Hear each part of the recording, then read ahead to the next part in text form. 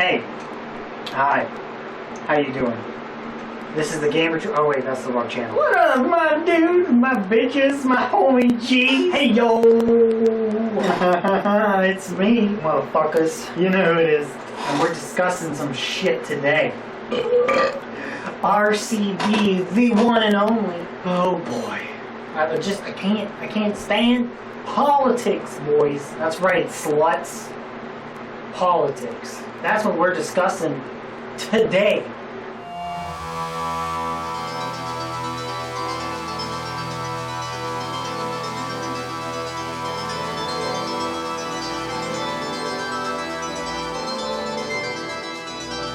Hey yo, it's your lovely fucking host. Very first time. Let me start.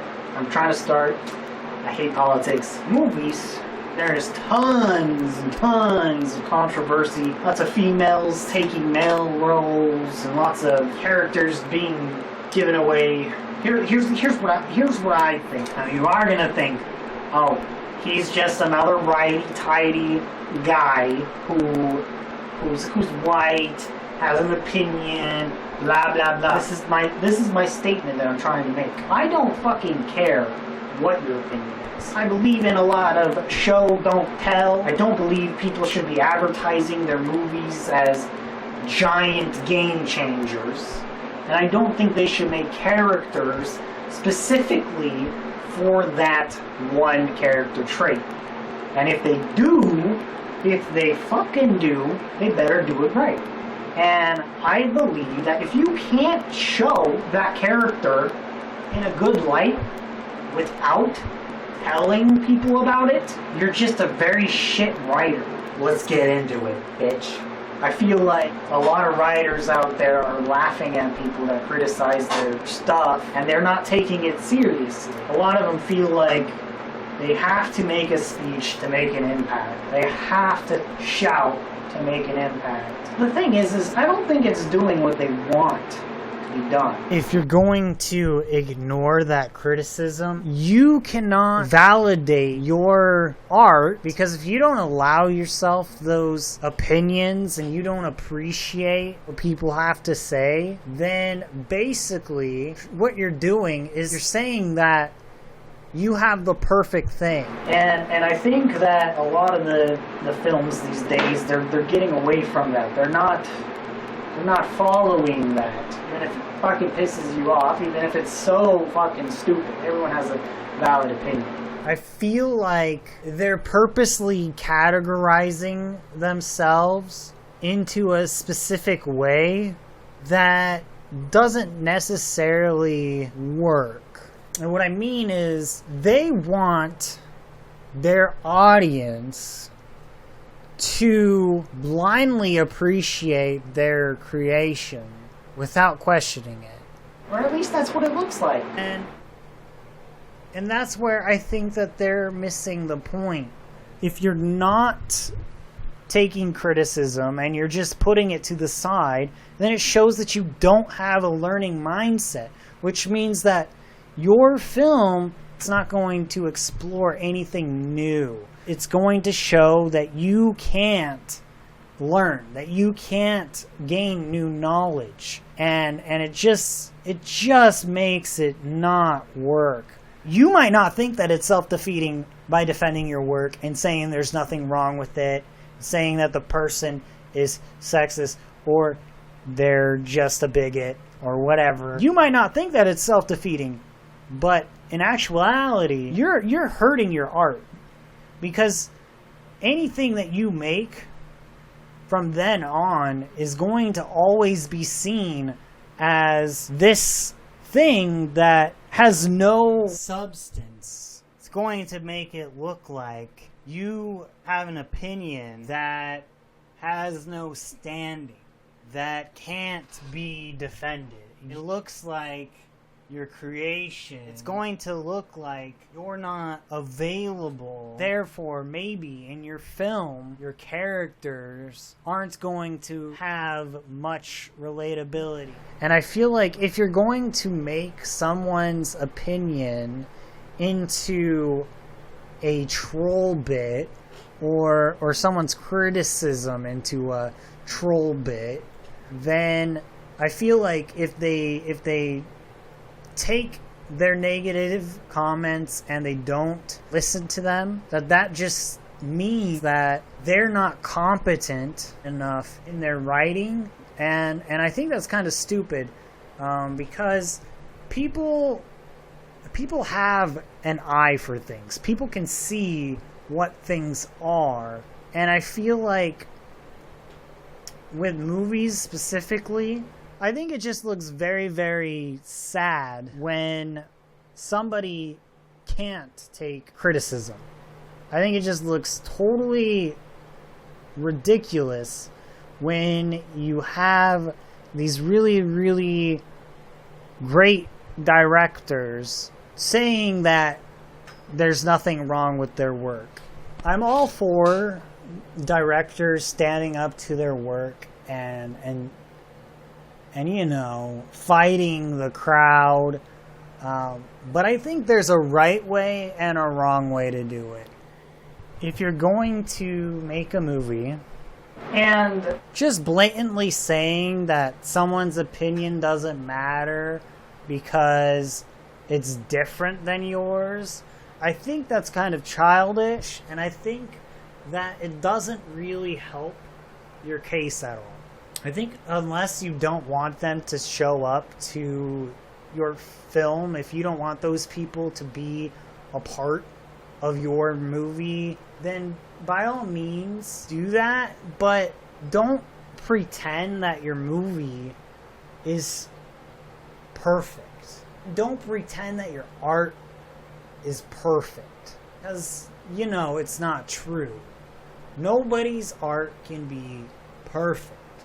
It can look nice, it can be pretty. If you're not going to listen to anything anyone says, and you're not going to let anyone help, that tells me that you're pretty stuck up.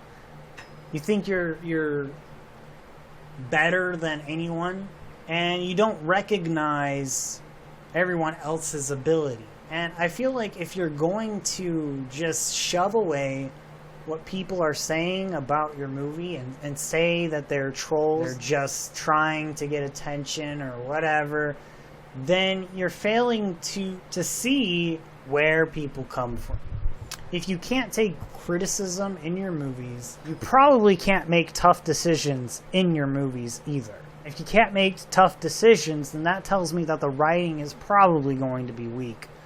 Because you have to listen to people when you make a movie, and if you're not willing to listen to them and you force them down a certain path, then your movie is going to end up being one-sided. You're not going to be able to appeal to anyone else except for those that have that same exact viewpoint as you. You can't say that because someone has another opinion, they're a troll, they're just trying for attention, or that they don't know what they're talking about, or that they're sexist, or whatever. When you accept criticism, it shows that you want to have excellence, or that you're striving for excellence. It shows that you really care about the small stuff. It shows that you really worry about all the details. And you don't necessarily even have to listen to their opinions. But when you fight back on someone's criticism and you say that it's trolling, or treat them small, or you say that, oh, because you're on this side, you're wrong, you're putting yourself in a situation that makes you look like you don't have any direction in your movie. Because when someone shows that they can take criticism, that shows that they can grow. And anyone that can grow in art, they're automatically like 10 times more valuable, because they're expanding their creativity. If you can't take criticism, you make it look like you can't rationalize things. Like if you just call someone a troll because they hate what you made, and it looks like you can't expand your creativity. Like you think that this one way is how it should be. Hey, maybe this is as far as he can go. Maybe he can't extend his views. Maybe he can't see from other perspectives. Because it just makes you look small. It makes you look like you don't want to focus on the big picture. It makes you look incompetent in your work. But you know what? If someone says that your movie is complete garbage, I mean, that's a little bit different, you know? If there's no actual, like, helping hand in the situation, then yeah, I'd say that's not really criticism. But if you're replying in that same light, then you're going to just prove to them that it's garbage. Because you're not explaining your decision. You're not helping them see how it's not garbage. There's good ways of defending, and there's bad ways of defending. If you really, really, really, really wanted to defend your view, then I think that a good way to do that would be to explain your viewpoint to them. Don't totally disregard what they're saying. Don't just toss it out. Explain yourself. Explain why your film goes in the direction it goes. If you can't explain yourself when other people are giving you criticism, if you can't provide information, nobody's learning, nobody's growing from it. Especially if your movie has a huge political statement.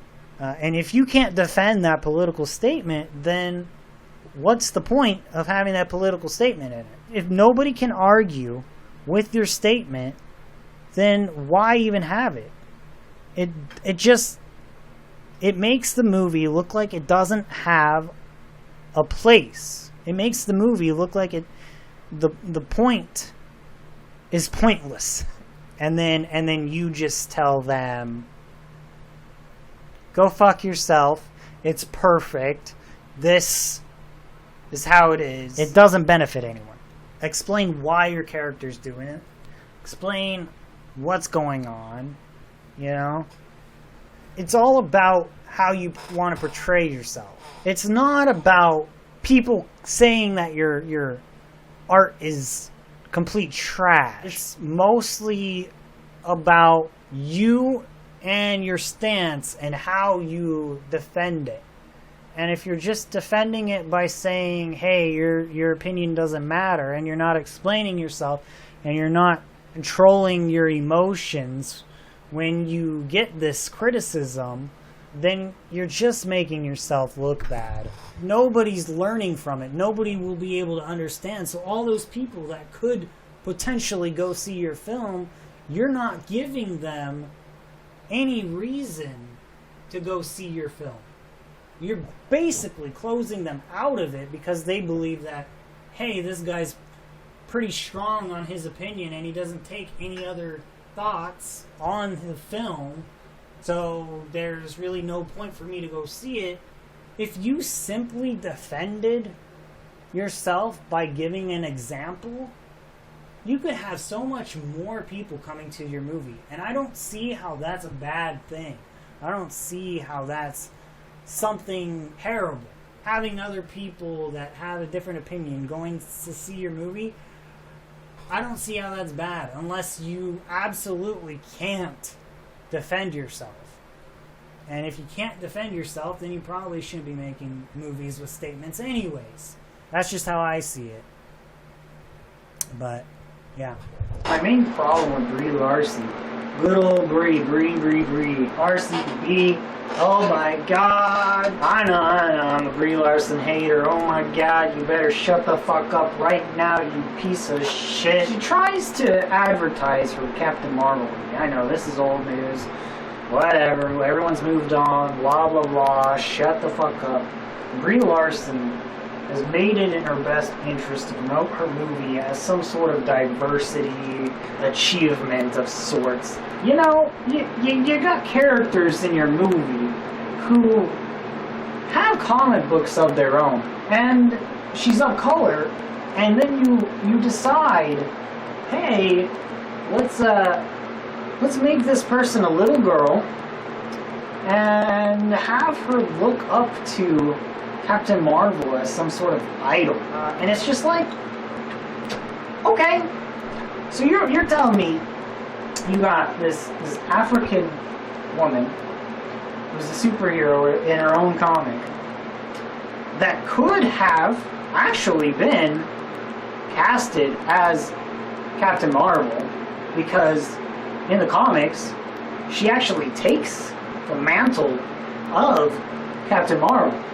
You could have had that, but instead you get Brie Larson, a white girl, and you make her this amazing fucking hero, and then you take the one thing that would have made your films so much more diverse, and you make her kid, and you make her idolize Captain Marvel. Right. Okay? Sure, Brie Larson, sure.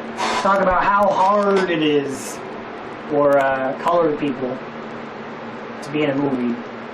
And you're taking potentially what could have been somebody else's shot.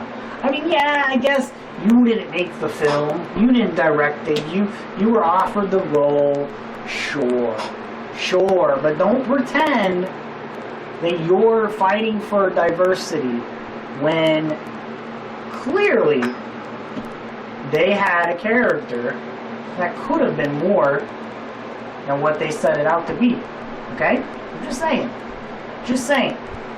The other thing is, there's tons and tons of very well-written characters, but they're always characters first, politics are second. Maybe if you want to make a statement, how about you, I don't know, make your plot work with that statement.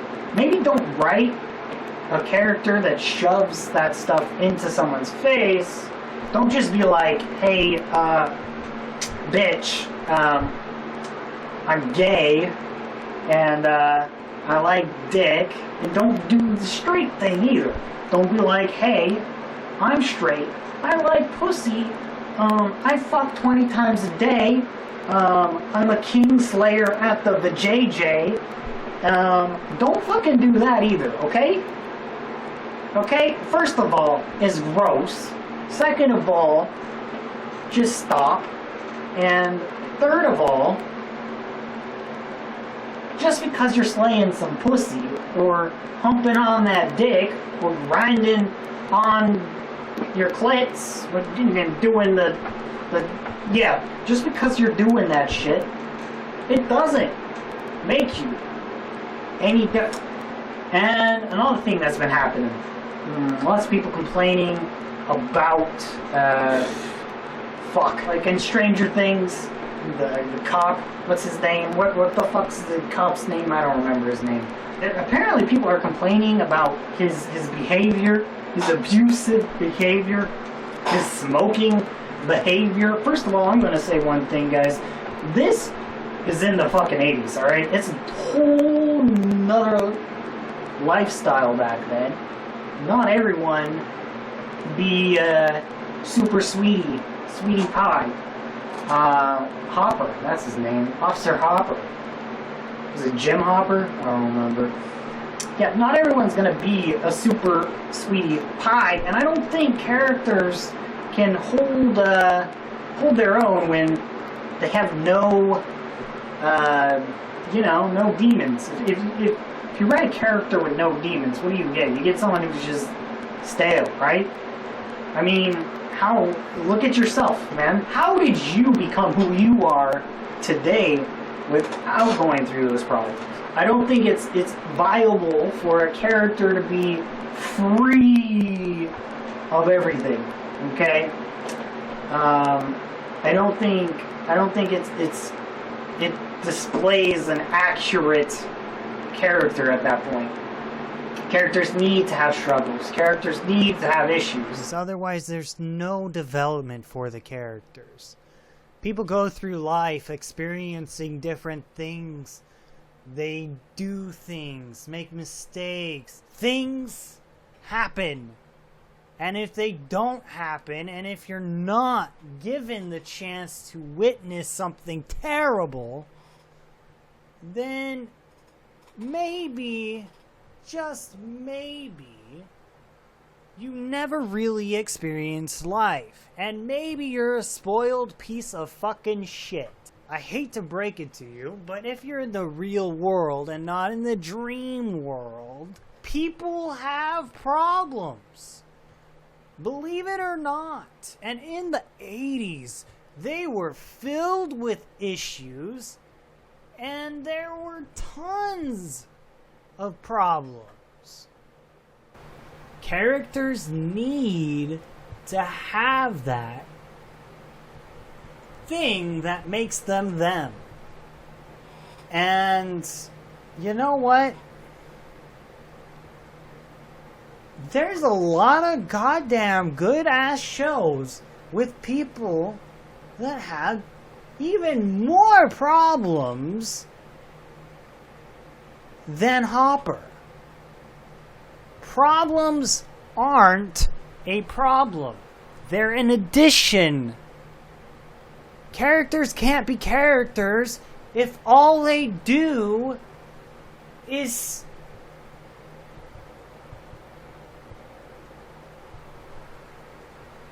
nothing. They are pretty much useless characters. If there's nothing to motivate them to be something, if there's nothing to humanize them, if they had no mistakes and were always perfect, then the outcome of the films will be super predictable because you know these people are perfect. The end is going to be perfect because there's no struggle. It's just going to end happily ever after every single time. There's no surprises. You won't have the moments where they need to make tough decisions. Think of all the stories that people would lose out in. Think of Breaking Bad. Man, he got really, really bad, huh?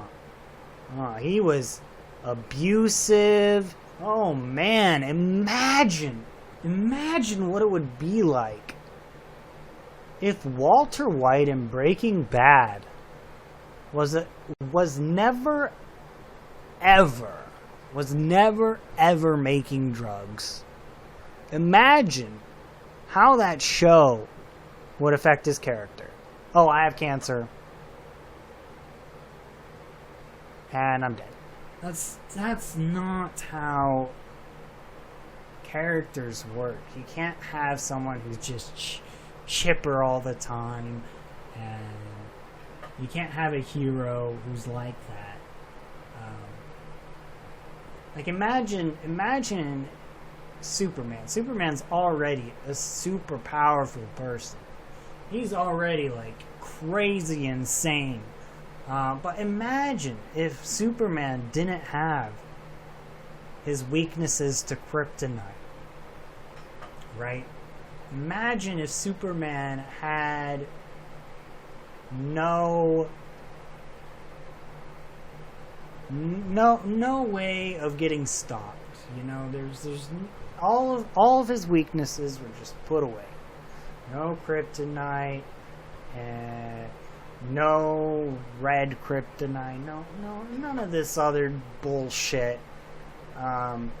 It's just Superman with all of his powers, unstoppable force. You know, all of his villains would never have a chance. Would never, ever have a chance. And yeah. His character pretty much relies on that, on his demons. Hell, what if Superman... What if because he's so godly, maybe that's a bad thing. Maybe we should just remove the fact that he's an alien, because we don't want people to look up to him like he's a god. You know, we don't want that. So what if we remove that? Now he's a guy,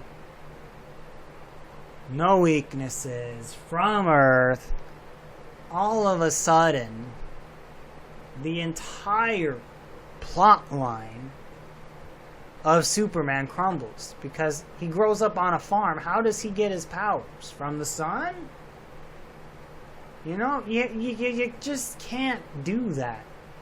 You just can't take things out just because you don't like it. Yeah, so anyways, I don't really understand why people are complaining about it. I don't get it. Yeah, it's just a character trait. Oh, don't shove smoking in our face. Don't shove the abusiveness in our face. But it seems like you can't see things from other perspectives. Either it works or it just can't. And that's where I need to say that he never verbally says, "Hey, you should smoke." He never verbally goes up to any of the kids in the show either and offers them cigarettes. He never verbally tells people that they need to smoke, or, you know, he's not handing them out. He's not preaching about smoking. He's not preaching about being abusive. You know, they don't want to explore the art. They just want to embody an image that's very specific and can't grow. I don't understand the complaining about it. It's a huge character trait. It's not, you know. Yeah, I can't connect it. I don't know why they would. Anyways, I thought that was just stupid. MJ in the new Spider-Man, just because they can do something doesn't necessarily mean that they should. We've seen MJ a lot. We've seen how she works, been established this way for decades, and I do think that characters should keep their iconic look. I can appreciate what they're trying to do. I just think that they're doing it wrong. They have to have a character that already exists, because I'm gonna sound like a piece of shit, they're not competent enough in making their own. Something that's been established for a long time. Somebody's already done your homework. It's so much easier to just put a different face on there. See, I hate talking about this shit, but here I am, forced to talk about this shit.